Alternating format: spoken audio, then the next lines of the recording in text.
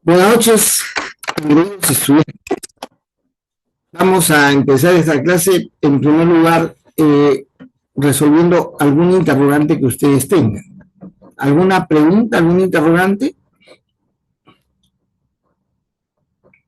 Todo está claro. Se queda acá. Bueno,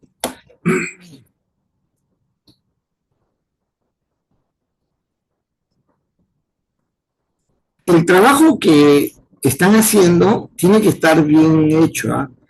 Porque aunque hay un solo grupo que queda, es muy probable que ustedes van a pasar, de todas maneras, tengo la impresión, este proceso de revisión del jurado eh, que está establecido.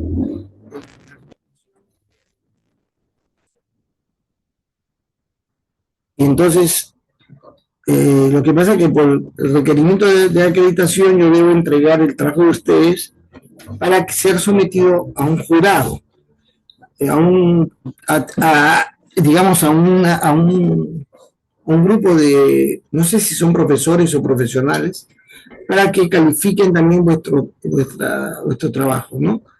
Y además que está en esta situación de ser la evidencia clara que justifique su condición de haber cumplido, haber satisfecho los requerimientos que se establece en la formación profesional. Porque este curso se le llama Capstone. No sé si ustedes saben qué es el Capstone de la carrera. Son dos cursos, me parece. Uno es proyectos y otro es proyecto, porque la carrera se supone prepara a personas para que manejen proyectos de gran envergadura. Y este curso que resume todas las el conocimiento hacia el abordamiento de la complejidad organizacional, por cuanto ese es el propósito final en la formación de capacidades para el estudiante en su trabajo de egresado, ¿no? Entonces, por eso el trabajo tiene que estar bien acabado, bien hecho y bien presentable, con los elementos que ya hemos comentado, una dirección completa, clara de la organización, un buen estudio y análisis de la situación, problema en la que se identifica los aspectos, digamos, causantes para hacer una propuesta referida al tema que yo les he dado, en el que ustedes ahí van a usar alternativas posibles que se van a evaluar con ciertos criterios y que se selecciona para que ya luego, una vez seleccionado, ustedes establezcan el diseño de la solución, que es esa alternativa seleccionado, diseñar la solución. Eso va a ser ahí, en esa parte, bastante exigente. Pero es muy importante recordar, si me están prestando atención, de que deben tener claro ese trade-off, ¿no? El trade-off, es decir, el sustentar justificadamente el valor superior de los beneficios respecto a lo que cuesta, a su complejidad y a lo que cuesta desarrollar la solución que ustedes están proponiendo.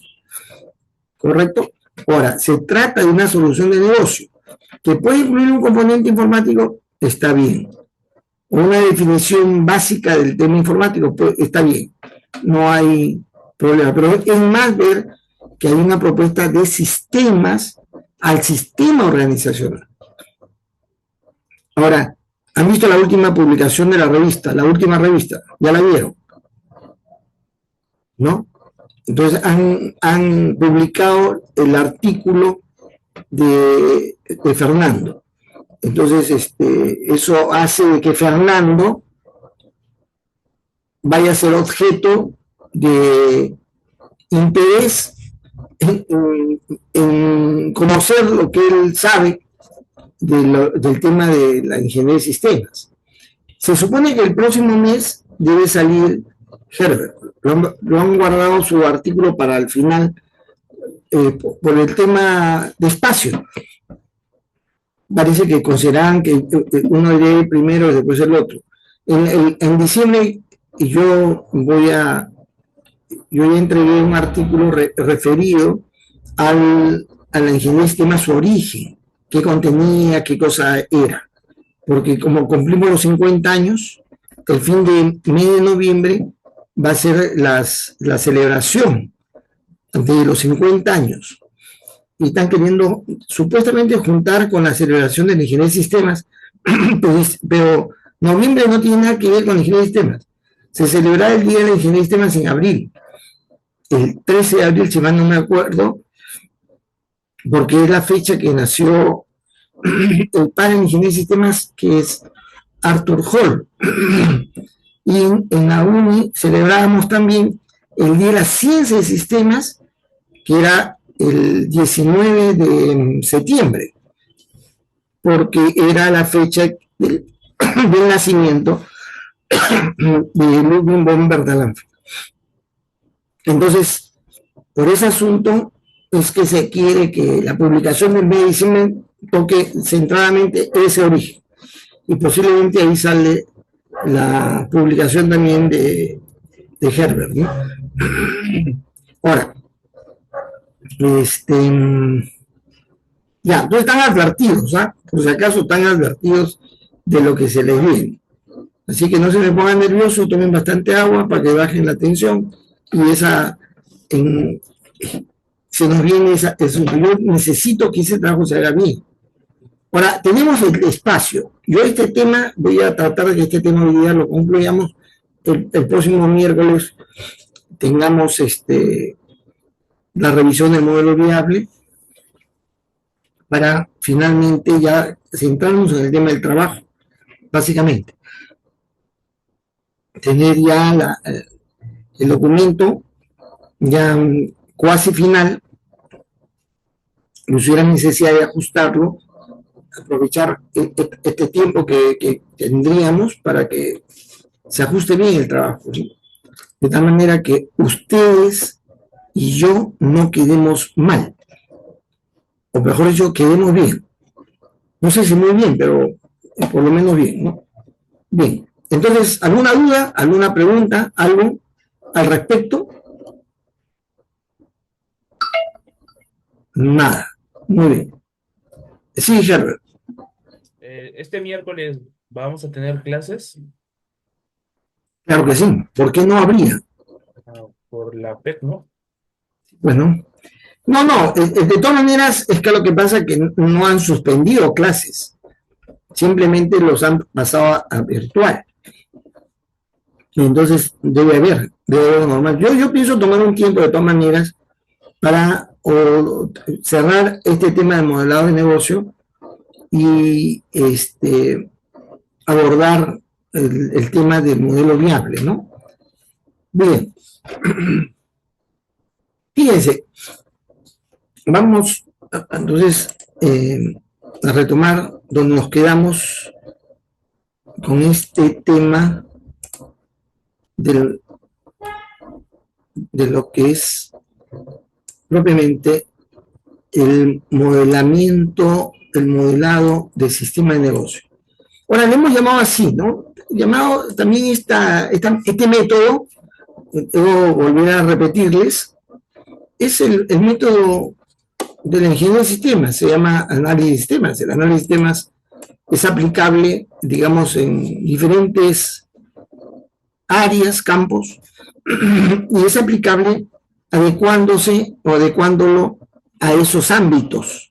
Y acá estamos hablando del ámbito organizacional, aplicando el análisis de sistemas al ámbito organizacional.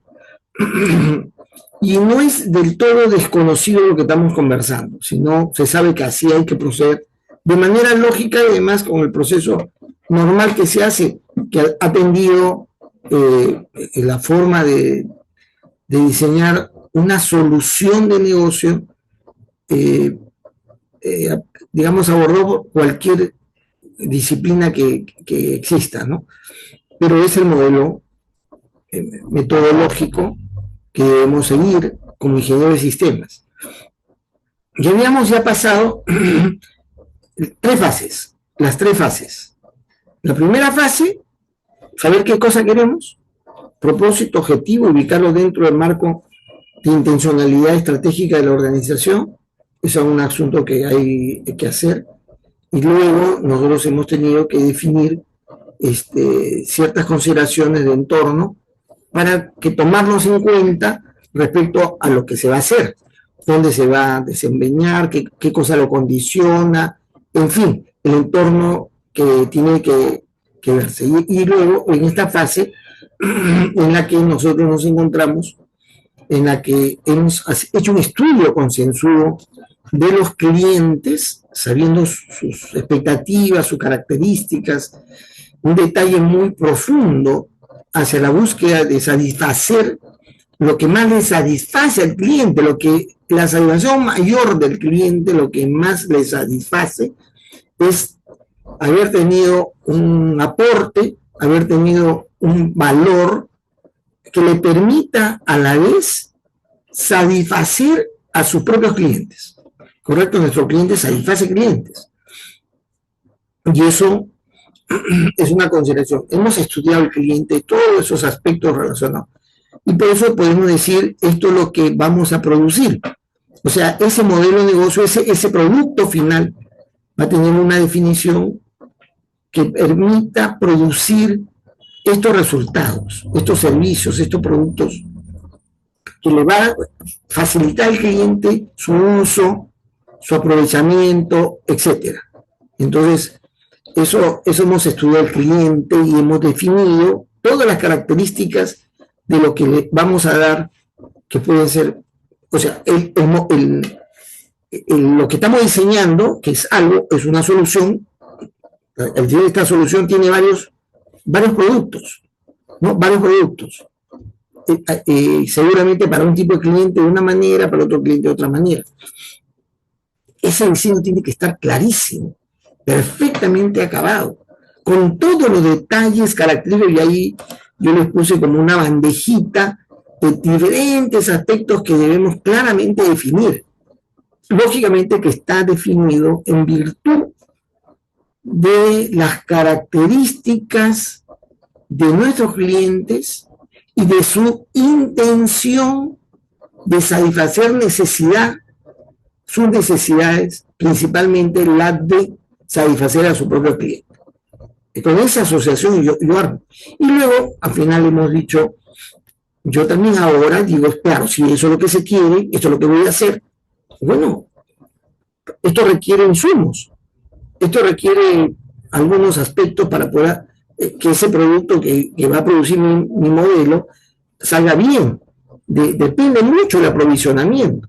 Entonces yo quiero saber de qué características óptimas, eficientes deben tener los insumos para la producción del resultado de lo que estoy diseñando, cuáles son aquellos elementos, cuáles son las características óptimas, pero también debo saber de dónde hay, en dónde encuentro, quiénes serían los proveedores, y además cómo los califico, cómo puedo evaluar, cómo le doy, trazo todo el tema claro de la gestión del aprovisionamiento. Yo tuve una oportunidad, viví la experiencia de la construcción del e-procurement de WOM, de la tienda WOM. Han escuchado la tienda WOM, ¿no? Entonces, yo tuve esa oportunidad. Justamente, ese proyecto en realidad lo manejaba una señorita que se apellidaba WOM, pero que no tenía nada que ver con la familia WOM, de los que eran dueños de la tienda WOM. Mary Wong. Yo conocí ahí esta famosa mujer, extraordinaria mujer de los estándares internacionales, la que impulsó los códigos EAN y luego el YETIN, famosísima, ¿no? En América Latina y en el mundo. Trabajé con ella para este tema del aprovisionamiento de las tiendas WOM, pero para el desarrollo de una solución llamada e-procurement, es decir, de la procura electrónica, que conectaba a las tiendas WOM o a WOM, a corporación WOM, con sus proveedores en el extranjero, a efecto de primero tener un sistema de control de inventario por tienda, que a la vez alimentaba un sistema de control de inventario de su almacén, de sus almacenes distribuidos, porque tiene almacenes distribuidos. Y a la vez, los almacenes distribuidos al almacén central, de donde se lanzaban los requerimientos de compra de productos que provenían del extranjero primero. Primero fue para el extranjero, porque luego entiendo que también se han conectado al proveedor nacional. Ese sistema de sincronización, de eficiencia de la producción es fantástico. Porque lo que pasa es que ellos ya por la historia de su... Porque WOM ha sido en realidad un retail, ¿no? Es una empresa que distribuye al por menor productos que adquiere al por mayor y que por la diferencia ganaba, ¿sí? Así fue. Pero luego ya no. Luego lo que hizo WOM es que sus tiendas eran un centro de distribución al por menor de productos que eran puestos en su tienda en concesión. En concesión. Es decir, ya no compraba WOM, sino vendía lo que pertenecía a otros. Y lo que hacía era el precio pactado, había un porcentaje de ese precio que se vendía, que iba para WOM, pero sobre todo lo que hacía WOM era que lo que se vendía del proveedor X que tenía concesionado ese espacio, que vendía la tienda WOM con su propia gente, sus propios métodos, es el dinero que cobraban, se lo entregaban al propietario de la mercancía con varios meses de posterior, un mes, 2 meses. Y eso hacía que en realidad el negocio que era de venta de artículos de pan llevar, digamos, que era el negocio, se convirtió en negocio financiero, porque retenían el dinero que se vendía para entregárselos al dueño de la mercancía varios meses después, y en ese lapso WOM tenía una habilidad, pues el Erasmo era un tipo financieramente muy lúcido. Lo que hacía era utilizar el dinero retenido para darle rentabilidad al dinero mismo en el sistema financiero. Entonces, la gran ganancia que tenía WOM es por el manejo financiero de ese dinero. Pero como fue, el aprovisionamiento, una vez que un producto iba agotándose, por cada tipo de productos había un estudio muy interesante y muy fino del stock. De tal manera que cuando se producía una situación de venta que superaba, o sea, ya bajaba el stock a límites inferiores en un determinado almacén, corría al lado de otro almacén que tenía una diferencia mayor hacia ese almacén. Y cuando el conjunto se ponía en una condición ya de mínimo stock, se generaba un pedido de adquisición a la empresa proveedora, asegurándose que esa empresa proveedora estuviera bien calificada, porque cada entrega ellos calificaban, cada producto malo que según la WOM, uno recibe, pero eso es castigado el proveedor, porque el contrato con el proveedor es castigarle el mal producto, porque eso perjudica a WOM. Ustedes deben saber que quizás sea una de las tiendas que difícilmente tú encuentras un mal producto. Siempre está muy bien controlado. Aprovisionamiento. Decíamos entonces que en esta parte, tercera fase, ese tema de aprovisionamiento, ¿cómo lo hago? ¿Con quién lo hago? ¿Qué es lo que me van a proveer? ¿Cuáles son sus características? Tiene que estar bien definido. Es decir, ya acá hemos entrado al diseño de la solución, ¿no? Por el lado de perfilación del cliente, por el lado de la definición de detalle del producto y por otro lado del aseguramiento del aprovisionamiento para la producción. Entonces, nos entramos a la siguiente fase, que es propiamente la de ya del diseño mayor. El diseño mayor, perdón, me está dando un error acá, disculpe un ratito. ¿Qué es lo que pasa?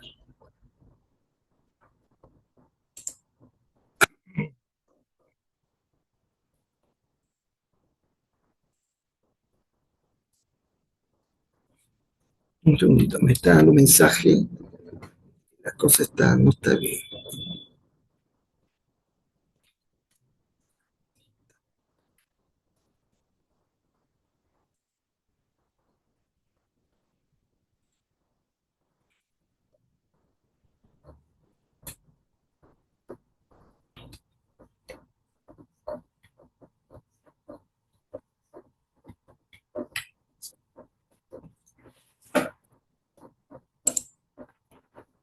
Allá.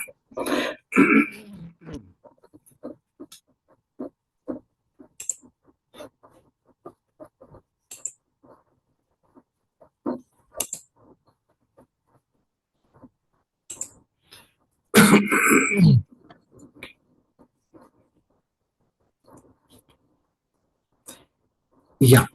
Entonces, pasamos a esta siguiente etapa, que es la de componentizar. Así le llamo yo, componentizar. Que simple y llanamente es la etapa en la cual yo digo, lo que voy a hacer, ya, estos son los resultados que deben tener para los clientes. He hecho un estudio muy cuidadoso de ello. Ahora, la solución, entonces, ¿qué componentes tiene? Esto es muy importante porque yo tengo que tener, ya tengo claridad de lo que se quiere, definir cada componente digamos, al comienzo no es tan simple, requiere un entendimiento del ámbito sobre el cual yo estoy haciendo un diseño. Debo tener experiencia en ello. Por un ratito voy a un poquito de agua caliente, un segundito.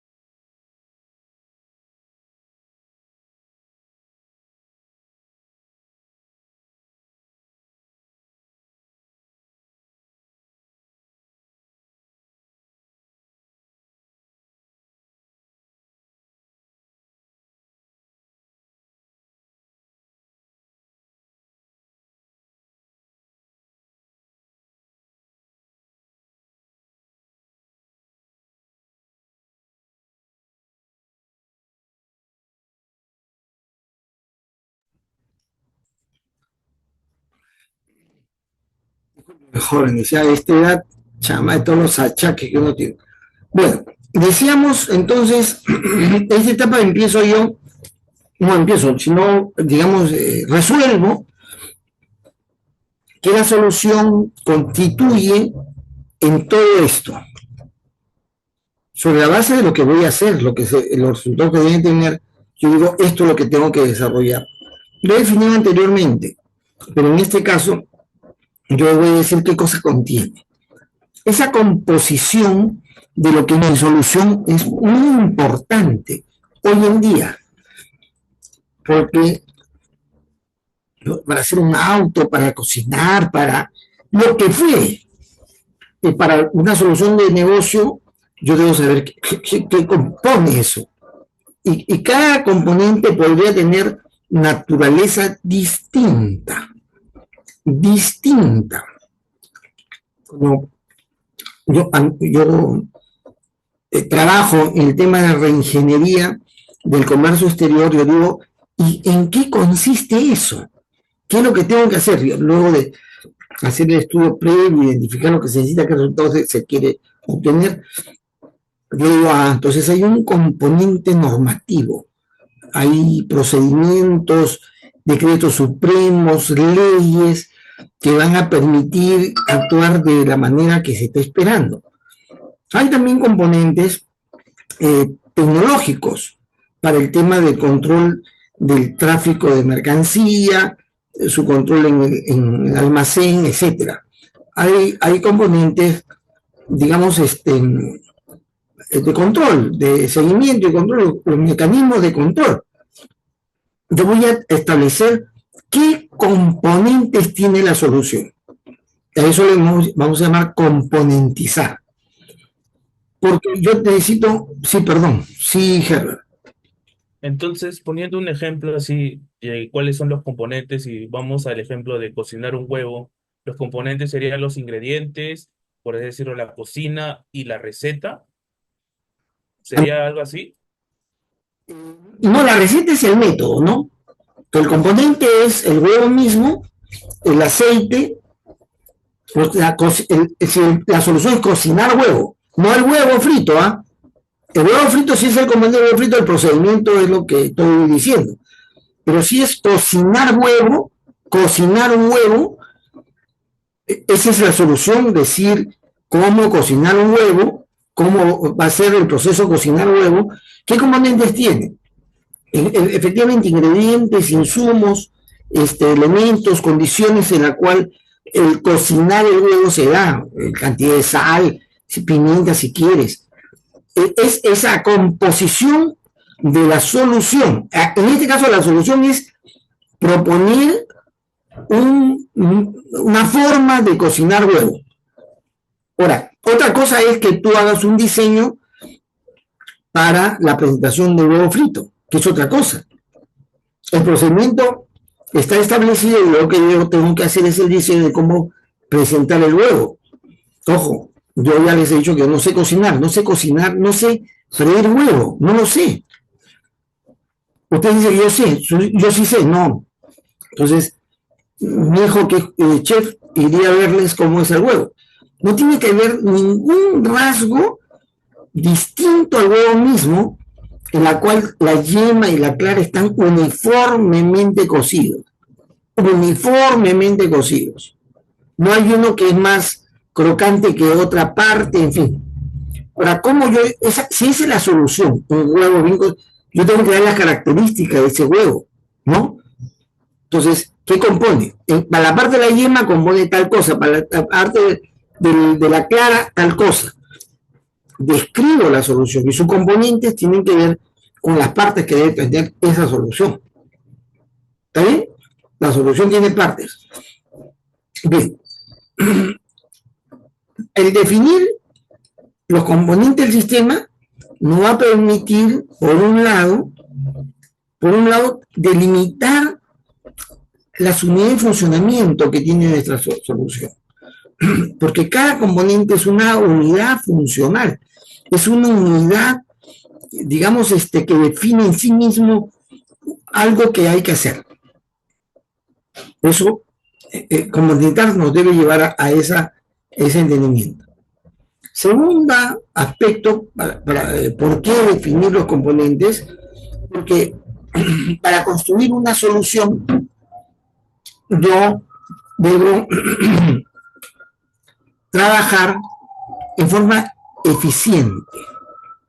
La forma eficiente es que cada componente tenga identidad propia y sea definido como esta entidad conversa, se relaciona con otra entidad que es el otro componente de la solución, o con los otros componentes. Cómo se relacionan uno con otro. Esto es un aspecto del entendimiento que me va a permitir luego construir. Porque yo voy a poder construir paralelamente cada componente estableciendo de una manera correcta, no solamente clara, sino adecuada, apropiada, esa interfase entre uno y el otro, de la manera como se van a relacionar, no solamente qué se relaciona, sino cómo lo va a hacer, el qué y el cómo. Muy bien. Para componentizar se requiere conocer el ámbito, y uno componentiza con mejor claridad, más facilidad, conforme uno va teniendo más experiencia en ese campo. ¿Ya? Conmigo a veces no es sencillo de ver qué componente debe tener. Porque conforme uno va trabajando en la misma materia, uno dice, ya no. La primera vez dividí o componenticé de esta manera, no fue bien, mejor hay que componentizar de esta otra. Y poco a poco uno se hace de la forma más apropiada. ¿Qué criterios utilizamos para esa componentización? Uno es que debemos saber que cada componente contribuye o participa en el funcionamiento de todo el sistema. Participa, tiene una definición clara de cómo es su participación, cómo es su contribución. Eso debe estar bien claro en la manera como en toda la arquitectura de la solución ese componente participa. Luego, yo debo también identificar con claridad, casi con una denominación, un nombre, ese componente. Entonces, ¿por qué? Porque constituye una unidad de proceso que puede ser visto, estudiado con autonomía, o sea, como si fuera algo autónomo. No lo es, pero digamos como si fuera así, yo puedo desarraigar. En el ser humano, por ejemplo, un componente del ser humano es el sistema digestivo. Yo puedo mirar el funcionamiento del sistema digestivo de comienzo a fin como si fuera una unidad con autonomía de proceso. Claro que está relacionado con el sistema sanguíneo, neurológico, etcétera, ¿no? Endocrino. Pero yo puedo identificarlo en forma autónoma. Y además, una de las cosas que se recomienda es que cada componente debe ser fácil de delimitar dentro del todo. Debe ser fácil de delimitar. No es como cuando vayamos a ver el modelo viable, que la delimitación de un componente y otro no es fácil. No, además no están delimitados. Uno interfacea con el otro, ¿cómo se llama? Overlapa, ¿no? Overlapa sobre el otro. No es que hay delimitación, pero cuando hablamos de una solución, yo tengo que delimitarlo bien dentro de ese todo, y posee identidad propia. Ya hemos dicho, tiene identidad propia. Ahora, esa identidad propia no significa total separación del resto, sino que más bien al contrario, hay una interdependencia con los demás componentes. ¿Cómo se dice independencia? Eso es lo que hay que explicar. Eso tiene que quedar muy claro. Cuando yo diseño mi solución, estos componentes se relacionan de esta y otra manera. Ahora, ¿de qué manera es que yo defino esos componentes? Y un componente puede ser un proceso, el otro componente otro proceso, ¿no? Proceso de diseño, proceso ¿cómo se llama? De requerimiento, ¿no? Proceso de construcción, de ensamblaje. Yo puedo decir, estos son los componentes de mi solución, por proceso. O el proceso ser transversal a todos los componentes del sistema. ¿Correcto? Por servicio o producto.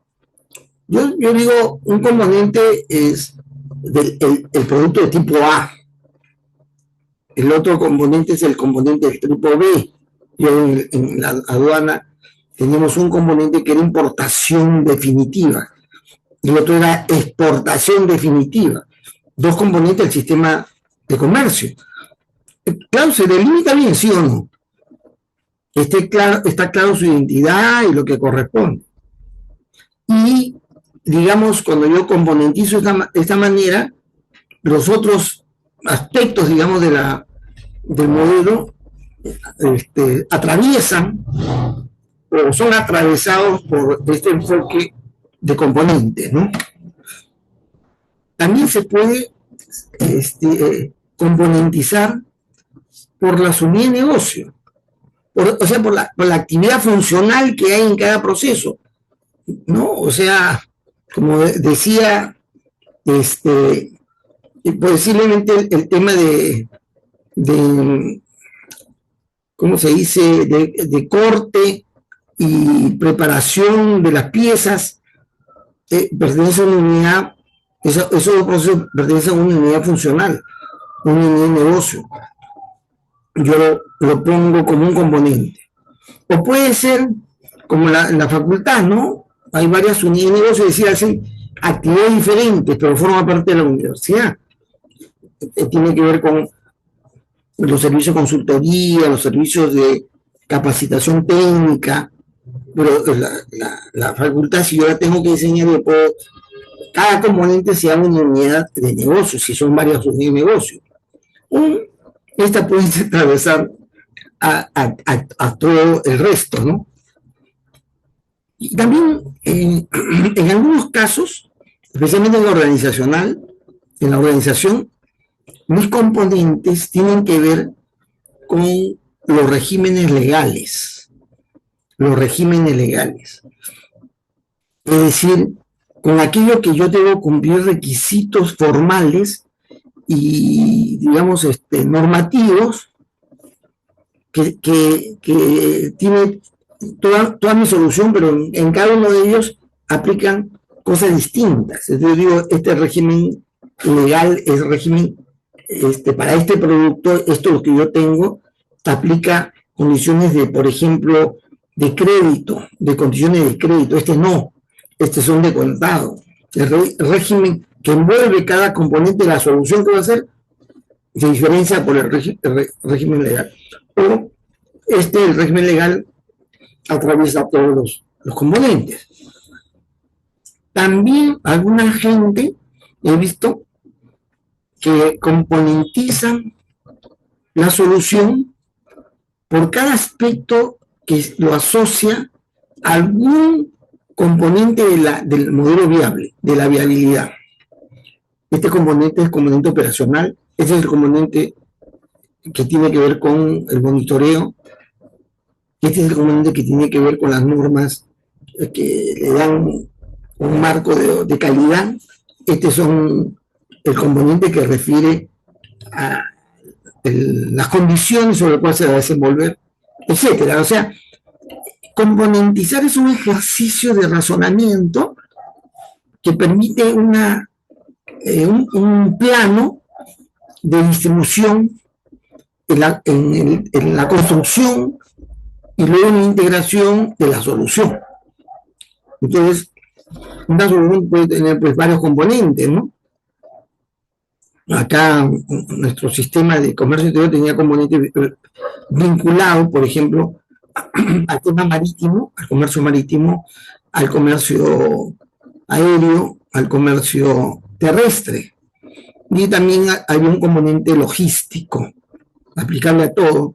Había un componente ¿cómo te puedo decir?, de control de comercio en general a nivel mundial. Esos eran nuestros elementos constitutivos como. ¿Cómo componentizas? De múltiples maneras. Para unos de una forma, para otros de otra forma. Lo importante es que haya esa posibilidad de identificar con claridad su funcionamiento, las relaciones entre componentes, pueda ser construido de manera en paralelo y lo podemos integrar con facilidad, ¿no? Este proceso de componentizar tiene el punto clave, neurálgico, más crítico, es la especificación de cómo se relacionan los componentes, que va a permitir su integración y que también, repito, la construcción va a poder ser hecha en paralelo o en forma más rápida. Entonces, ¿qué cosa tenemos que describir?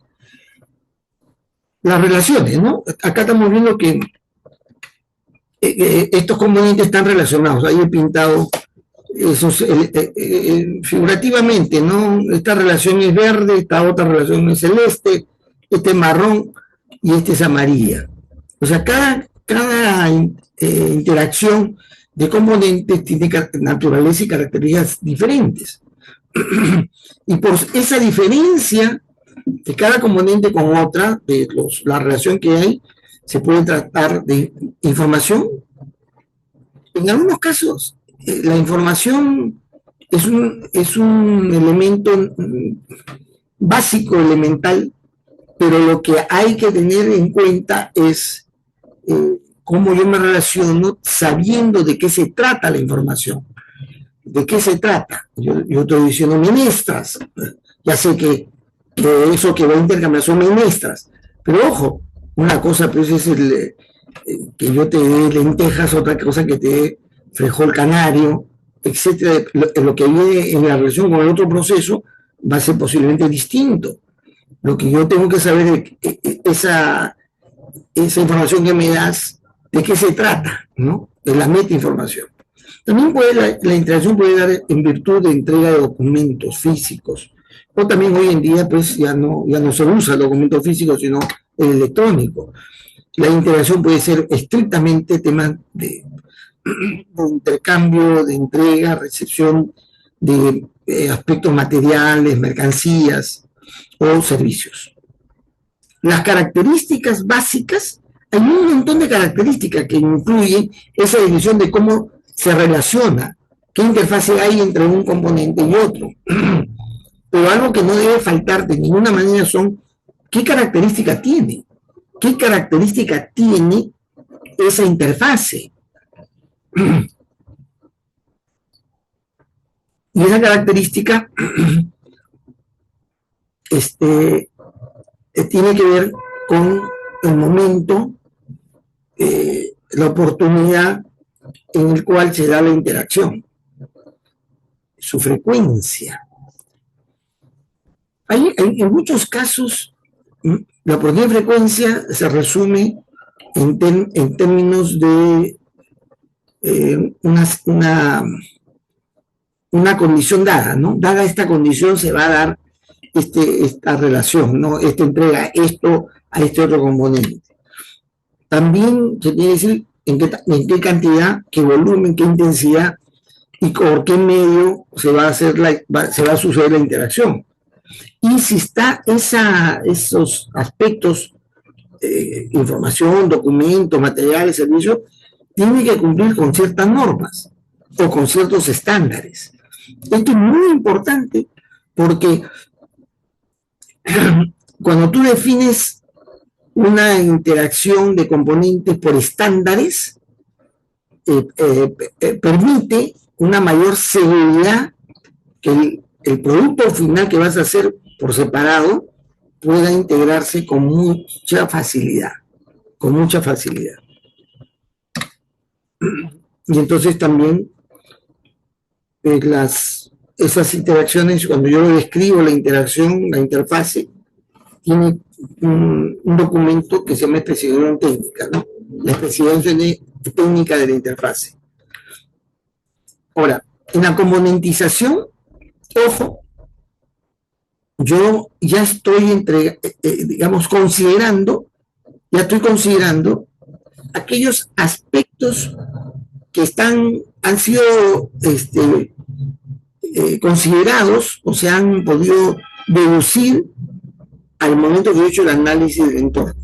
Ahí lo voy a considerar, ¿no? Especialmente el entorno lejano. Sí, Fernando. Profesor, yo tenía una consulta, a ver, para ver si es que entendí, ¿no? O sea, entre los componentes va a haber una relación y la relación entiendo que se detalla la interfaz, pero, digamos, en esa relación puede haber más de una interfaz o necesariamente hay solamente una. No, puede haber múltiples. Llamémosle el interfaz de canales o de hilos múltiples, ¿no? O sea, este concepto de hilo de trans, ¿no? Es muy frecuente. Yo puedo tener diferentes líneas de... Ustedes saben que en la computadora, la arquitectura de la computadora, las interfaces son de dos tipos, del tipo bus y del tipo tag, ¿no? Es decir, no es solamente una, son dos aspectos que hay que definir. Uno que es lo que se porta, que es información, el dato, en fin, y el otro son las instrucciones, cómo se debe tratar, qué característica tiene eso que estás enviando. O sea, una interfase son esos aspectos, pero como tú dices, no se refiere solamente a un monocomponente de lo que es, ¿no? De interfase, no. Esa interfase puede tener diferentes, a la vez, aspectos que hay que considerar, o diferentes componentes de interfaces, ¿no? Eso es así.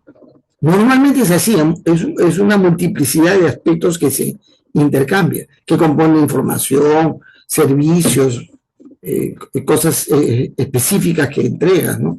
Entre uno y el otro. Todo eso debe comprender, no es una sola cosa. Entonces decíamos, en esta componentización tenemos que ya, dado que cada componente implementa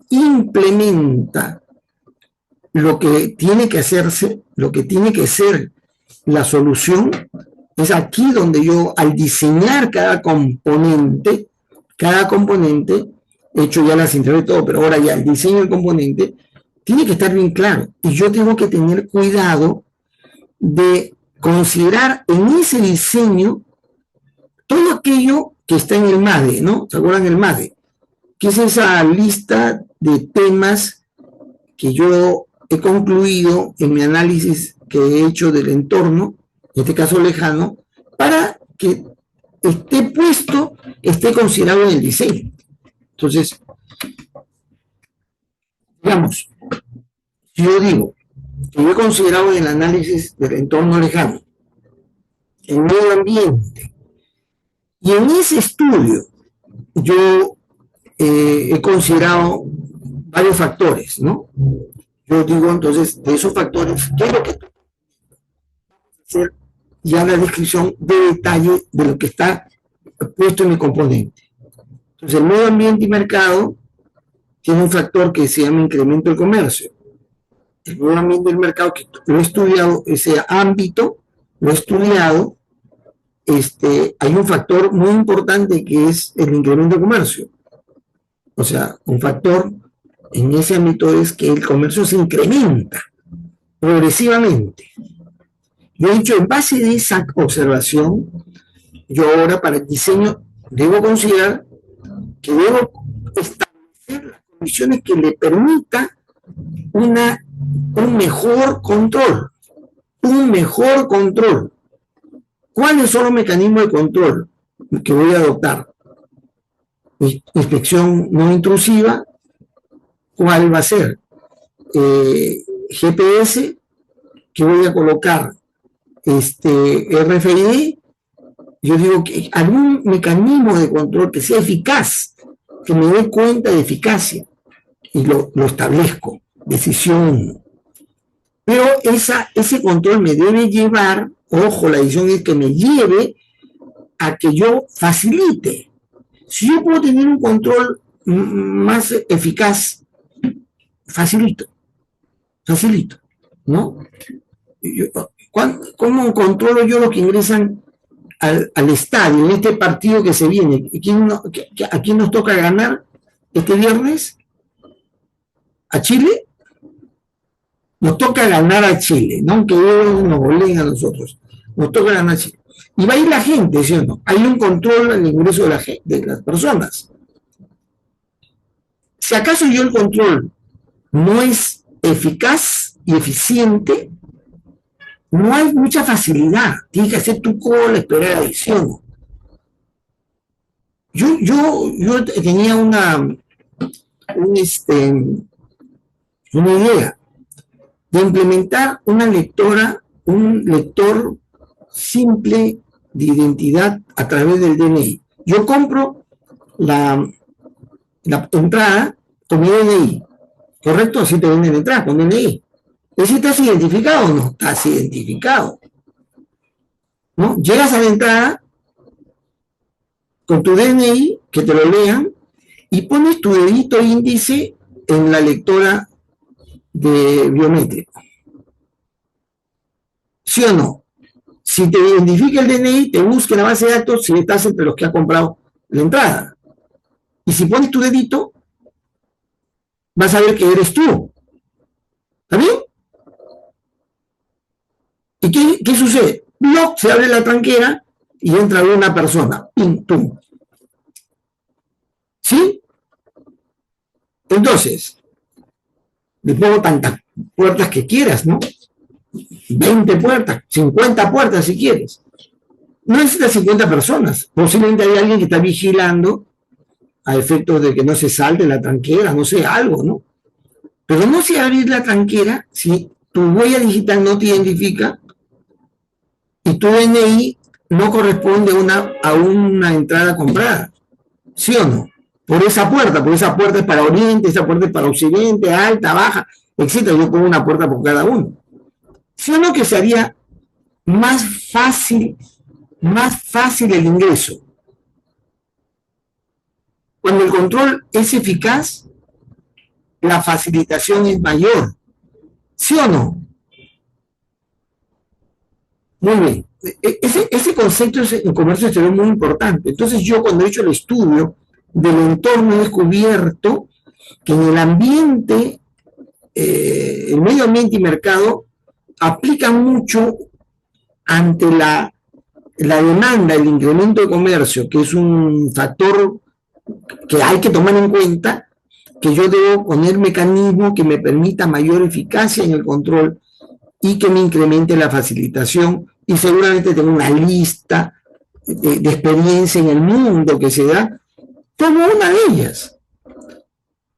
Ojo que le estoy dando un proyecto que pueden proponer, y tiene que darme el crédito con la propuesta de facilitar el ingreso y salida, el ingreso no a los estadios, a lo que sea, cualquier espectáculo. Hace rato que se puede hacer eso.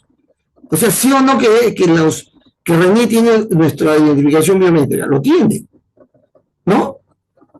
Y te puede indicar o no con el DNI. ¿Por qué miércoles está ahí la gente, policía? No sé, es un tema pues de eficiencia. Bueno, ya estamos hablando del ejemplo. También para el medio ambiente hay otro factor que he descubierto, que es la demanda de eficiencia y rapidez. Y yo decido que el tiempo máximo que me demore en dar la autorización para que se lleve la mercancía, 24 horas. 24 horas. Porque el comercio no soporta que un producto esté estancado mucho tiempo. Que esté estancado a horas por la ineficiencia del proceso, digamos, puede ser.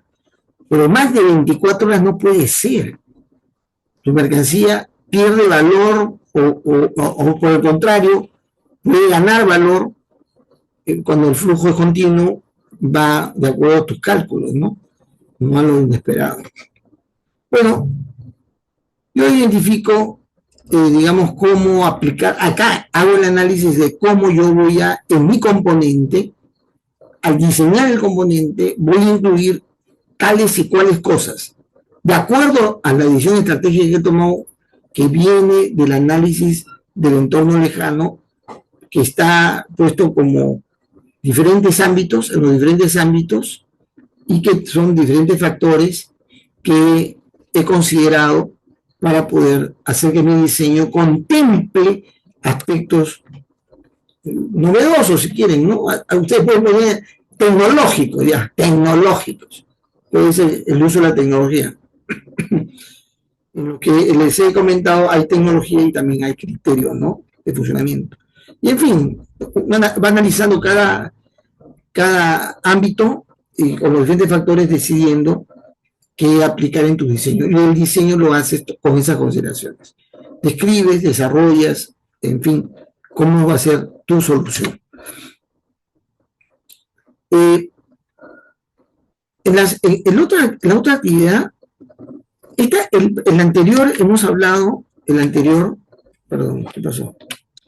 El anterior hemos dicho que mi diseño, yo lo estoy ya diseñando, estableciendo cómo va a ser, y debo considerar el entorno lejano para introducir en mi diseño aspectos relevantes en virtud del análisis del entorno lejano, ¿no? Pero luego también tengo que ver el entorno cercano. El entorno cercano es el que me da el afinamiento, me requiere, me exige, me insiste que lo que yo estoy diseñando tiene que ser lo apropiado, lo adecuado para interactuar con mis stakeholders, los que transaccionan con mi solución, los que operan mi solución, los que interactúan con mi solución directamente. Entonces, esa identificación es la especificación clara de la información y la metainformación acerca de ese aspecto que lleva a la interacción con los stakeholders. Los aspectos formales, pueden ser documentos físicos o electrónicos, están en la especificación clara, que en esa interacción, qué materiales me entregan y qué yo entrego. Puede ser materiales o puede ser mercancías, ¿no? Servicios, también puede ser servicios, la característica del servicio, cómo se da, en qué momento dar, la oportunidad, la cantidad, etcétera. Los procedimientos asociados a la interacción. Hay procedimiento, hasta hacer un clic, ¿no? Seleccionar, tiene un procedimiento o instructivo, y también hay que especificar los requisitos para que esa interacción con el que opera con la solución lo haga correctamente. Sus características, igual como cuando hablábamos de la interfase entre componentes, ¿no? Hay que especificar la oportunidad y la frecuencia, el volumen de aquello que va a permitir esa interacción con los clientes o con los stakeholders,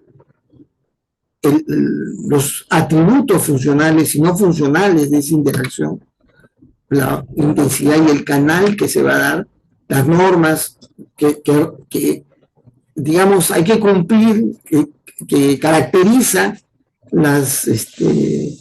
esa relación, esa interacción y los estándares al cual se ajusta, ¿no? Y por último, también igual, por cada tipo de interacción hay una especificación técnica que me permite afinar claramente lo que se trata de esa interacción. Ya he terminado con el diseño, terminé con el diseño de mi solución, acabo de terminar hace un segundo la definición, el diseño de lo que hago. Ahora, esa solución está asociada a procesos ¿correcto? Si es la organización, a los procesos organizacionales. Entonces, ¿cómo altera esa solución mis procesos? ¿Cómo afecta? ¿O dónde se introduce en el proceso? Entonces yo agarro, recojo de mi mapa de proceso, de mi arquitectura empresarial, del componente proceso, saco mi mapa de proceso y digo, acá está mi mapa de proceso, ¿no? Y en este proceso está la solución funcionando, o en estos procesos, puede ser tras procesos, pero puede ser de un proceso. Entonces, ese proceso lo identifico, porque ahora tengo que mapear ese proceso, o sea, coger el proceso y remapearlo, considerando que la solución ahora está ahí, y por lo tanto la solución le va a dar una condición diferente, distinta, de repente no tanto, pero digamos que se pinte en el proceso las funciones, lo que hace esa solución que tenemos. Entonces, lógicamente, este pintado es sobre los macroprocesos, procesos y subprocesos ya establecidos, ya existen.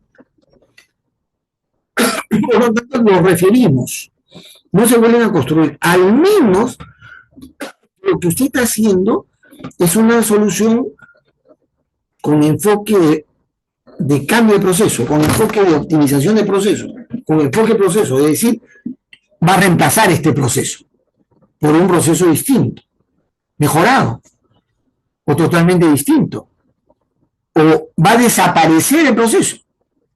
No sé mejor entender. Yo tengo que ver el mapa de proceso general y señalar, identificar dónde está. Y una vez que he hecho eso, yo tengo que pintar el detalle de la manera como ahora en los procesos, ese subproceso se tiene que desarrollar con mi solución. Y yo pinto el proceso que se va a implementar, el diseño de procesos. Ojo, que las funcionalidades, Dios mío,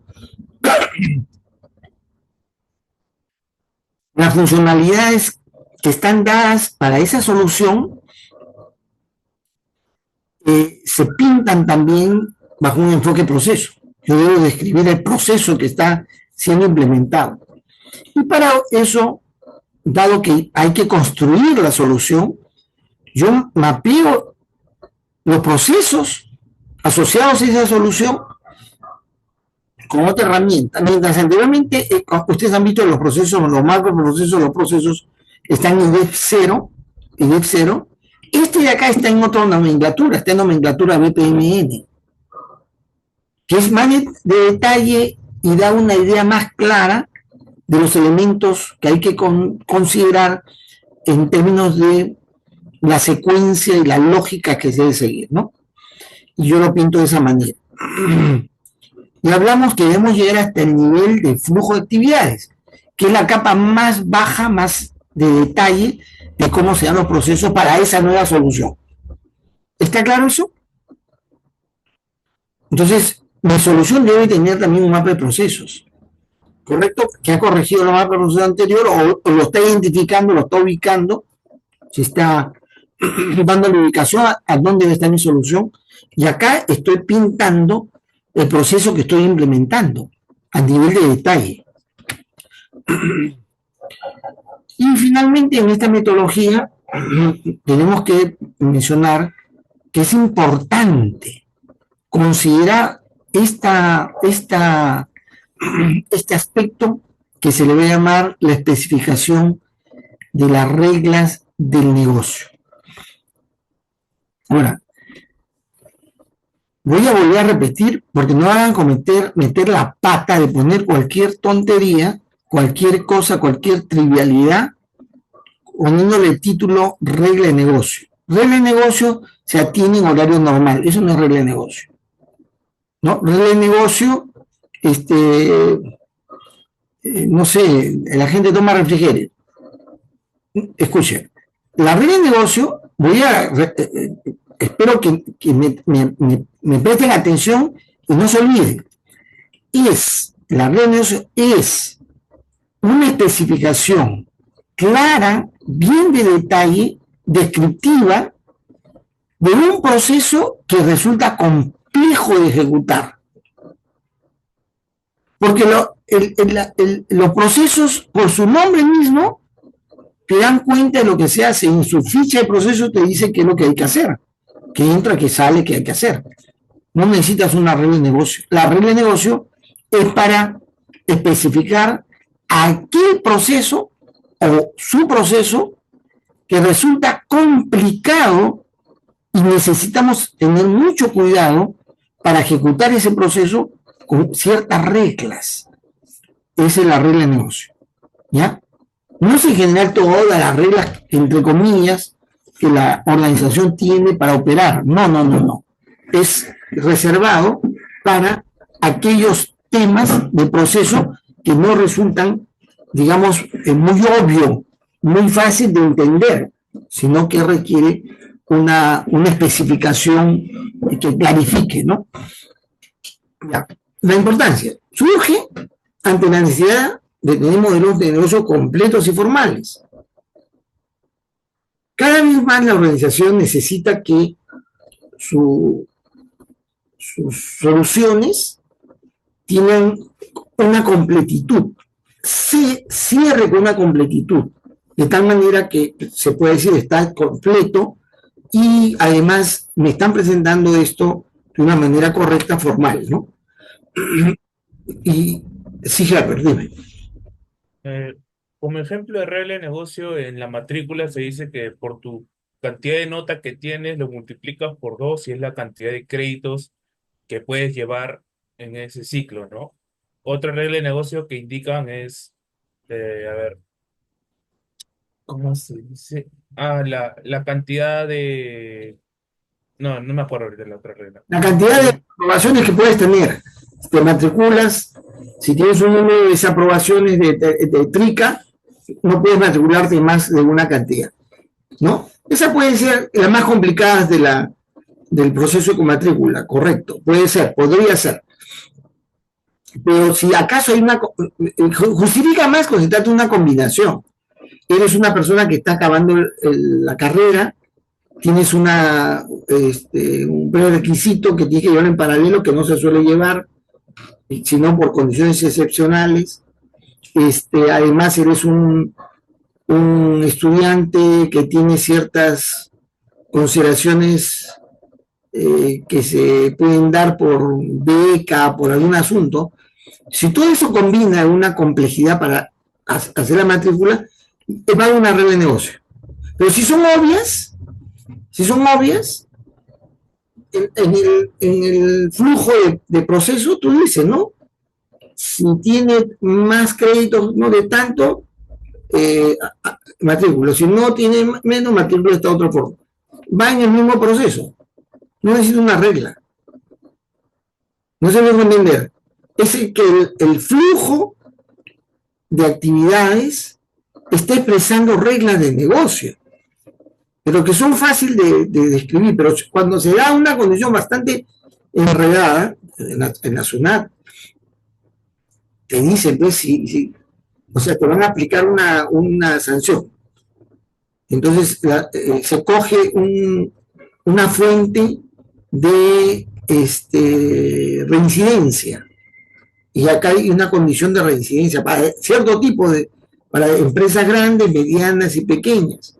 Además, esas reincidencias, dependiendo de qué tipo de empresa eres y a qué rubro perteneces, te van a dar ciertas condiciones, porque si eres educación sin fin de lucro, en fin, son distintas cuando se trata de empresas de alta rentabilidad, como las mineras, ¿no? Como las entidades financieras. Con ellas son inflexibles. Pero para otras entidades no. Pero eso es un enredo, o sea, poner en una secuencia de flujo de actividades no resulta a veces ni comprensible. Entonces se describe la regla, cómo debe ser. También puede ser escrito en forma jerárquica, siguiendo una construcción de árbol lógico, ¿no? De árbol lógico, puede ser. Pero la regla tiene que estar referida a algo que no es sencillo de mostrar en un flujograma, ¿no? la lógica del negocio con esto va a quedar en la parte más crítica, explicitada, documentada, y entonces yo puedo llevar un control, porque puede cambiar, esa complejidad cambia, por alguna razón, ¿no? Se dice a partir de tal fecha, el fraccionamiento va a poder ser dado a gente que ha perdido el fraccionamiento anterior. Ahora no se puede. Entonces hay una serie de condiciones que te llevan a aplicar el fraccionamiento, pero al momento puede cambiar. Entonces yo, sobre mi diseño de regla, lo cambio. Y eso, hoy en día con software, eso se refleja directamente a tu solución informática, ¿no? O el gestor de la configuración se va a dar cuenta que esa regla está asociada a tal proceso, a tal otro proceso, etcétera, porque está especificada tomando en consideración esas referencias. Puede ser gestionada, mejorada y evitar que esté embebida en un procedimiento o en una aplicación informática. Normalmente uno de los grandes efectos de las soluciones que se ha desarrollado departamentalmente es que en el desarrollo ágil sucede también, es que alguien que conoce el enredo le cuenta al desarrollador algo y le describe, el desarrollador lo entiende, porque resulta excepcionalmente que es muy inteligente, entiende y lo mete en el software. Ahora tú métete al software a entender lo que ha puesto el desarrollador. Lo embebe, se dice, lo introduce dentro del código y difícilmente luego lo puedo yo actualizar, cambiar. Entonces, cuando yo la tengo formalizada, la red de negocio, que voy a aplicar este pata, a partir de la descripción que he hecho, no de mi palabra, de la circunstancia que se lo lleve el viento, sino de un documento, es más fácil que yo pueda mejorarla, gestionarla. Su formalización y gestión permite disponer de uno de los activos más valiosos. Y la organización no tiene como activo la información. Eso es falso. Alguien les ha engañado si eso es, creen, no es la información. Lo más valioso de la organización es aquello que le permite tomar decisiones y que permite que alguna acción se haga bien. Es la información que usas, es decir, el conocimiento. Por lo tanto, cuando tú formalizas una regla, lo que estás haciendo es convertir la información en conocimiento para su uso. Ese es un activo. Es un componente básico de lo que se llama el conocimiento organizacional, pues, ¿no? Elemental. Porque si alguien conoce el enredo de cómo se hace algo y no lo formaliza, no lo explica, no lo explicita en un documento, la organización pierde ese conocimiento, se ve el tipo, ¿no? Este es un componente fundamental del conocimiento, llamado conocimiento organizacional. Permite derivar especificaciones y requerimientos en todo nivel, procesos, infraestructura, software, sin temor a no ser malentendidos o no ser entendidos. Porque mucha gente dice, ay, pero no entiendo. Léelo, ¿no? O si no, consíguete un pata que te lea bien y para que lo entiendas, ¿no? Y facilita el desarrollo de los sistemas integrados, ¿no? Ahora, los sistemas de información integrados tienen como base claras especificaciones de los procesos de su regla de negocio. Bueno, en su definición general es, ¿no?, expresión, declaración o sentencia que indica cómo se va a hacer ejecutado un proceso complejo. Es una definición básica, ¿ya? Es un componente no atomizado del modelo de negocio. Es un componente del modelo de negocio, pero que no está atomizado, no está independiente, está muy vinculado a algo, a proceso, por supuesto, ¿no? Permite definir con precisión los procesos, ¿no? Delimitados y expresados en forma inteligibles. O sea, fácil de entender, que puedan ser entendidos. En su conjunto compone el marco legal y operativo de una organización. Lógicamente ahí están lo que la norma te establece, lo que te obliga el procedimiento, lo que está definido por las políticas empresariales, ¿no? Establece una manera única y explícita el funcionamiento del negocio para poder controlarlo desde el punto de vista más esencial, que tiene que ver cómo se aplica las cosas más complejas de la organización. Puede ser aplicada a personas, a procesos, a operaciones, a los sistemas de información, dentro de un comportamiento completo, corporativo, organizacional. La regla específica, en un nivel adecuado de detalle, esta regla especifica, digo, en un nivel adecuado de detalle, lo que una organización debe hacer. Por ejemplo, esto es la que yo tenía hace años cuando trabajamos en la parte aduanera.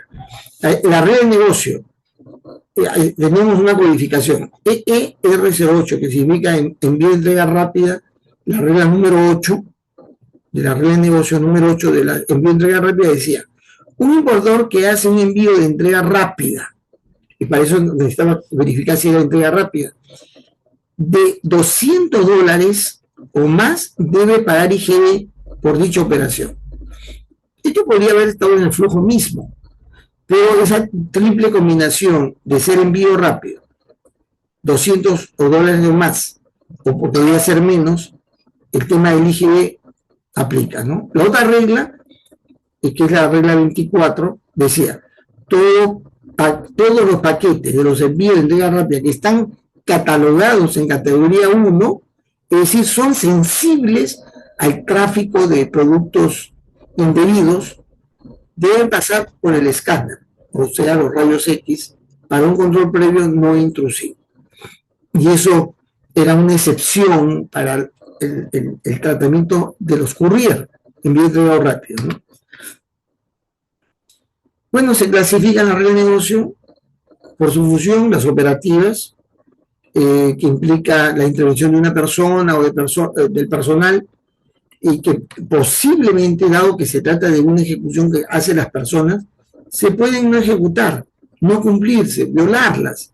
En fin, por ejemplo, nosotros tenemos una regla, que no debía haber sido una regla, pero era establecida para que se sepa que los oficiales de aduanas deberían atender las 24 horas del día. Y eso obligaba a que todo el sistema, ¿cómo le llaman? El cronograma, el schedule de oficiales cubrían ese tiempo, ¿no? Estructurales son las que definen condiciones, tratamientos que están incorporadas en el funcionamiento natural de la organización y al no depender de la acción de las personas, no pueden ser violadas.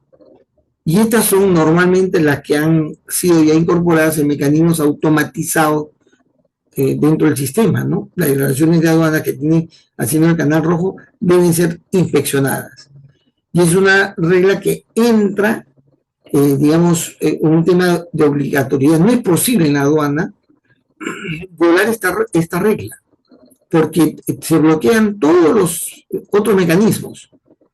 O sea, si no se cumple con la revisión física y se registra la revisión física con el resultado, las incidencias, las acotaciones, lo que corresponde, el almacén no te permite sacar, en la puerta no te van a permitir llevar el control, no se puede descontar la cuenta corriente de mercancías que te ha llegado a ti, etcétera, etcétera. Es por una regla que se aplica a una diversidad, ¿no?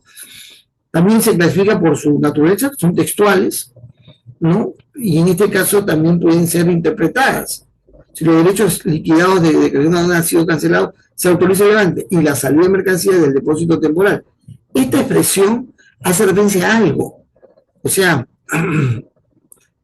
es que yo, si pago, yo no necesariamente puedo recoger la mercancía. No necesariamente.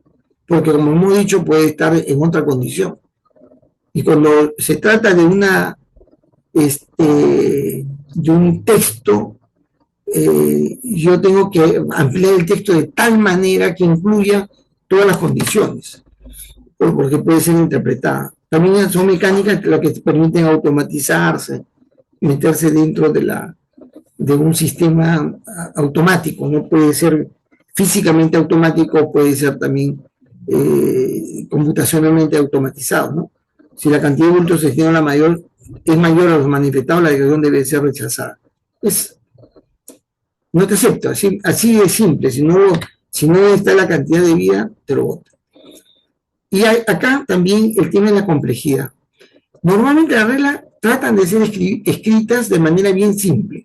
Si un despacho de aduanero no se verifica, si es un despacho de aduanero, no se verifica el manifiesto. Simple. Y la más compleja se le llama lógica procedural. O sea, esto viene del lenguaje, de un lenguaje que se quiso imponer hace muchísimo tiempo para tener una mayor claridad en las especificaciones de la automatización. Cuando el proceso de automatización estaba surgiendo, aparece el lenguaje estructurado, en donde se habla de la lógica simple y de la lógica procedural. La procedural es una concatenación de lógica simple, la simple binaria, si esto se da esto, si no, esto otro. Así es simple binario. Mientras que el otro no, combina una cantidad de características o de condiciones que dan un nivel de mayor jerarquía de la complejidad. Por ejemplo, ahí dice, si la mercancía es predecible, se debe verificar si existe el documento resolutivo, segunda condición, asociado en la UCI. O sea, se resolutió, pero además está en una ventanilla única de comercio exterior. Y si no es así, se verifica si tiene una solicitud única. Es decir, está en otro registro que se llama solicitud única o SUSE. En ventanilla única se utilizan esos términos.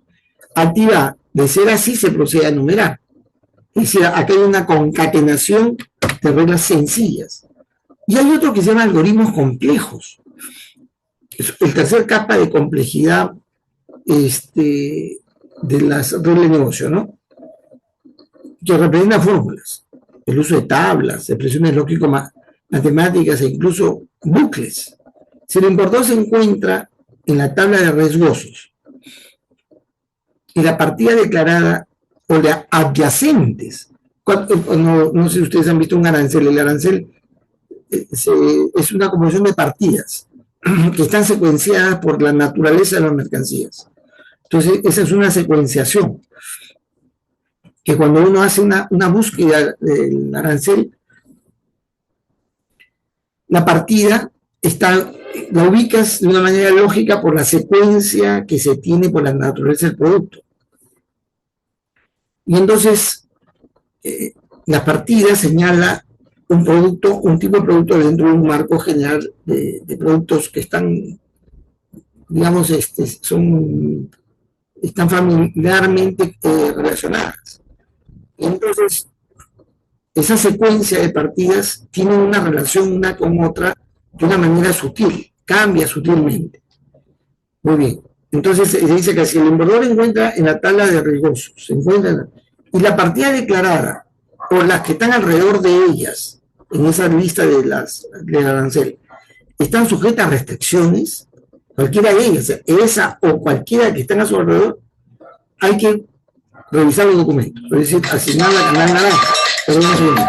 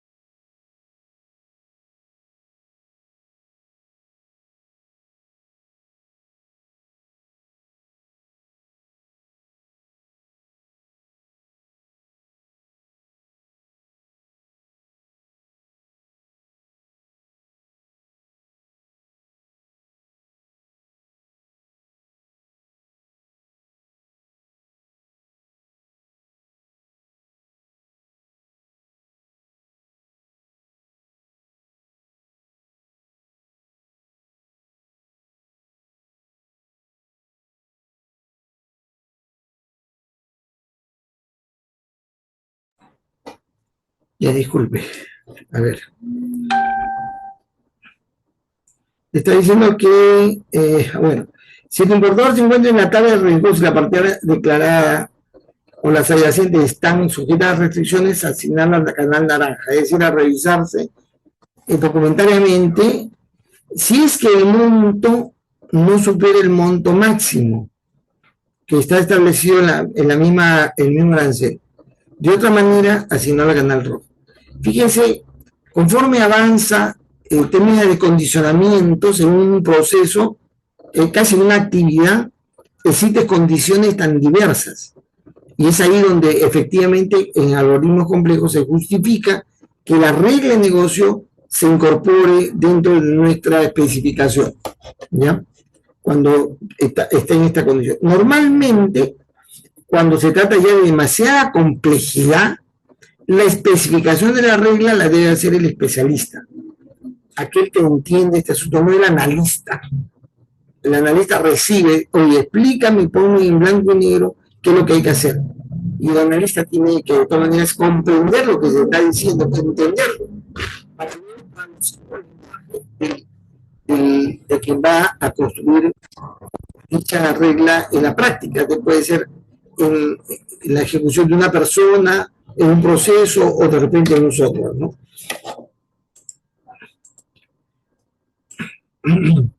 Bueno, ¿qué se utiliza el lenguaje natural? Es muy sencillo. Se utiliza pues lo que se llaman las expresiones tautológicas, que verdadero y falso, ¿no? Y son expresiones booleanas, cuya resolución siempre es binaria. Si esto se cumple, si esto es verdadero, si esto es falso, etcétera, ¿no?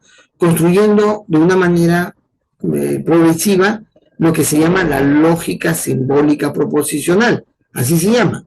Esa construcción, si esto sucede y esto se cumple, hágase eso, si no hágase todo otro, eso se llama lógica simbólica proposicional. Se utilizó mucho esto cuando se crea el lenguaje estructurado. Proviene el lenguaje estructurado del lenguaje natural estructurado, dicho sea de paso, ¿no? Donde, digamos, se plantea desarrollar o expresar las cosas de forma clara, lógicamente entendible, que utiliza una terminología básica y que tiene los elementos más básicos del análisis semiótico. El análisis semiótico es un campo de lenguaje, de la simbología de las cosas, que nos da una idea de cómo debemos expresarnos o representar. Perdón,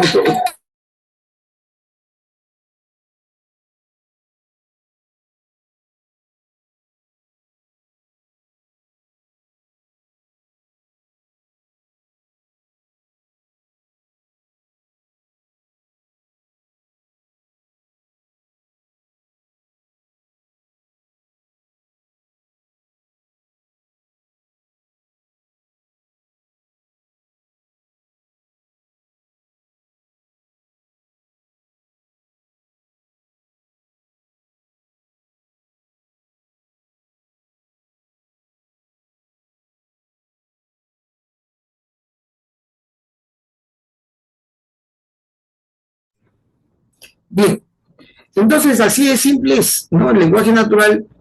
¿Qué es lo que permite el lenguaje natural? Ojo, cuando uno formula una regla de negocio, no hay que utilizar el lenguaje, ¿cómo se le llaman esto? Cotidiano, el lenguaje común.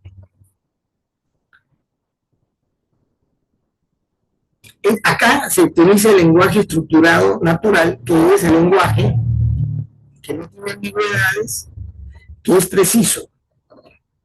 Y está estructurado de la siguiente manera. Si esto sucede, hágase esto. Si no, hacer esto otro. ¿Ya? Es sencillo, es binario, como hemos mencionado. Es un lenguaje lógicamente limitado. pero permite una mayor precisión, una mayor claridad.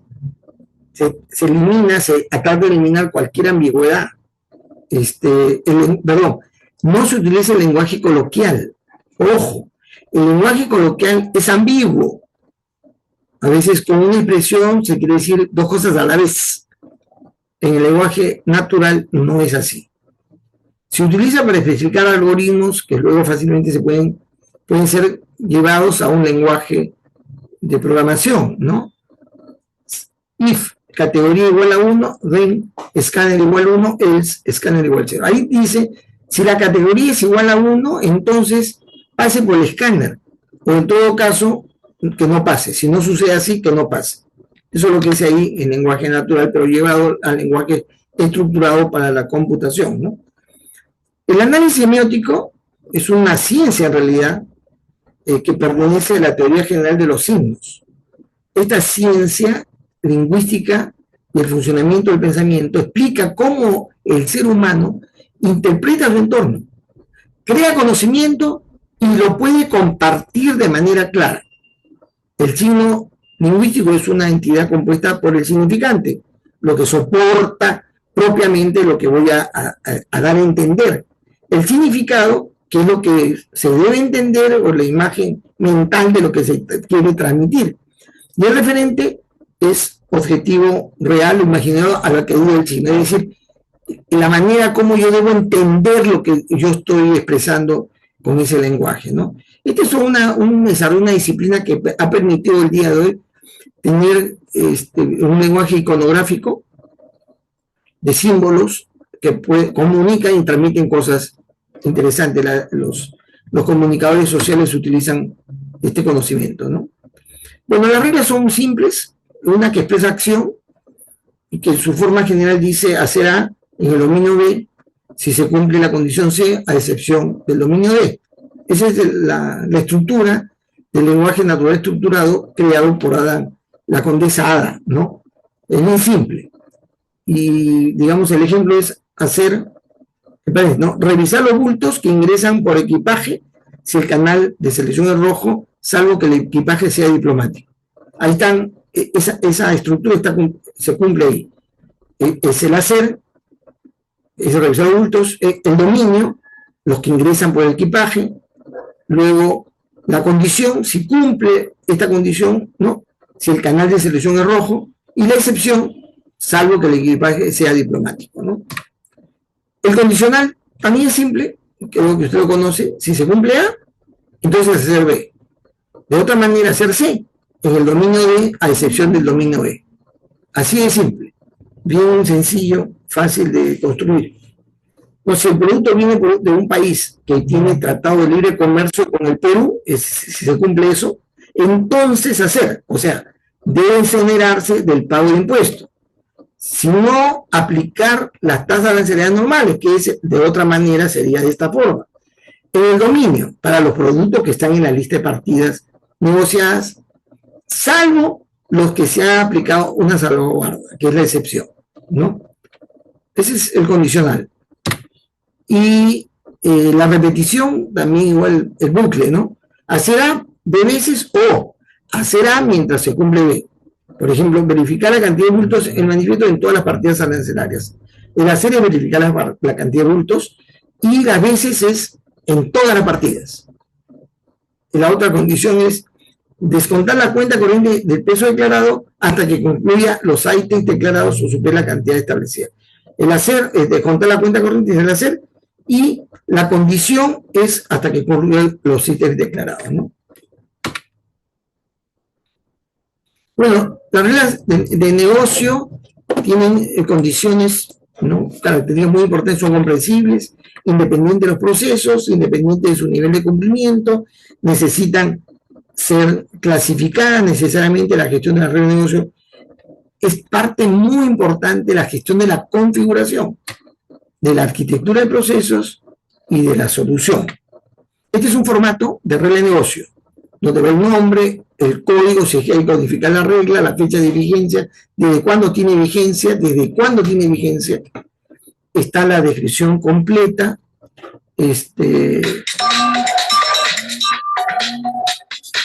En fin, perdón, retiro.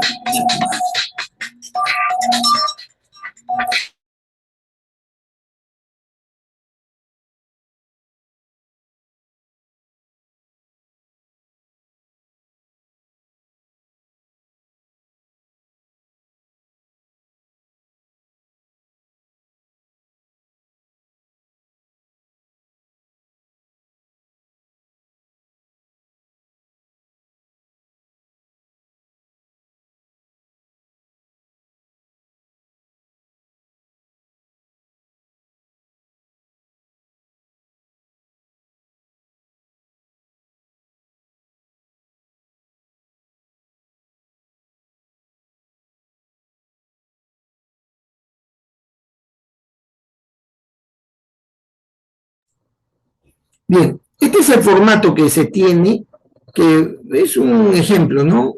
Descripción de la regla, las excepciones sobre las cuales no se cumple la regla. La regla tiene en sí, en su construcción, excepciones, ¿ya? Pero la regla en general también se excepciona.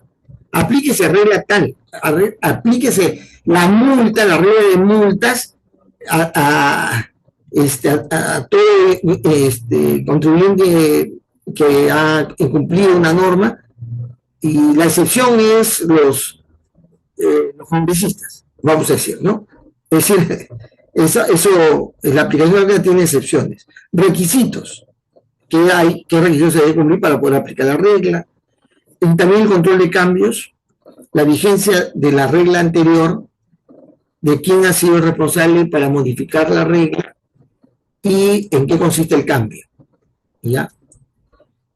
La base legal, ojo que la vigencia aparece arriba, y la anterior es la vigente anteriormente. La base legal, la fuente, quien provee los elementos para establecer esa regla, que es la autoridad que ha determinado, pues la gerencia, puede ser el de Estado, en fin.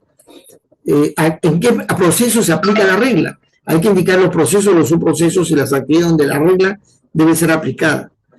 ¿Qué otras reglas están relacionadas? ¿No?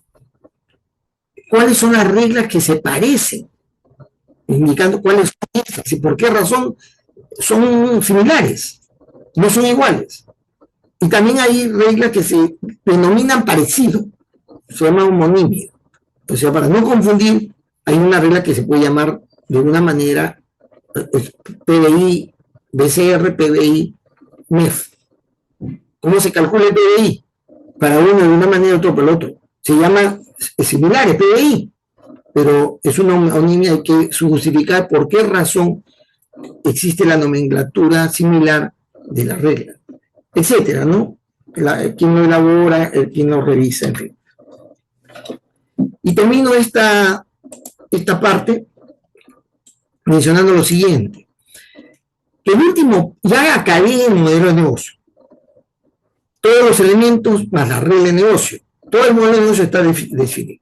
Ahora yo tengo que trasladar eso para que se desarrolle, se construya la solución física, software, lo que sea.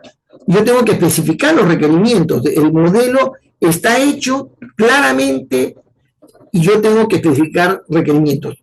Los requerimientos informáticos tienen su formato de requerimiento. El requerimiento de procedimientos pasa al área legal, normativo, de procesos. El requerimiento logístico para la infraestructura, para la adquisición de la cosa que se necesita en la implementación de mi solución. Los requerimientos tecnológicos, las maquinarias, las fajas, en fin, lo que se requiere tecnológicamente.